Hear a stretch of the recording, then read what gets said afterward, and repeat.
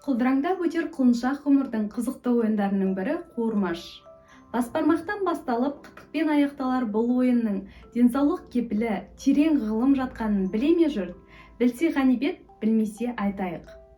Сәлем құрметті достар, есім Әсемнұр. Бүгінгі тақырыбымыз қуырмаш ойынның ғылыми астарын айтатын боламыз. Каналға тіркеліп кетіңіз, пайдалы ақпараттармен бөлісіп отырамын. Біздің қазақ ұрпағына ұғынықты болу үшін 5 саусаққа балама атау қойды.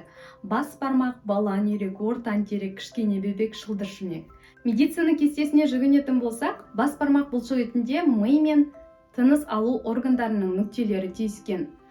Балан үйректе көздің, ортан теректе ми тамырлары мен көздің, ал шылдыршүмекте есту органдары мен ми тамырлары түйіскен. Кішкене бөбекте ми тамырларымен тікелей байланысты, ал алақан бұлшықетінде бауыр, өт, өкпе, ішкі құрылыс нүктелері түйіскен. Осының барлығын білген қазақ халқы қуырмаш ойынын ойлап тапты. Ойын арқылы баланың саусақтары мен алақанына массаж жасай отырып, жүйке жүйесін, ішкі органдарын оятып отырған. Ойын ережесі бір қарағанда қарапайым болып көрінгенімен ғылыми негізде жасалғаны байқалады. Балалық шағыңызды есіңізге алып, балаңызбен бірге қуырмаш ойынын ойнаңыз.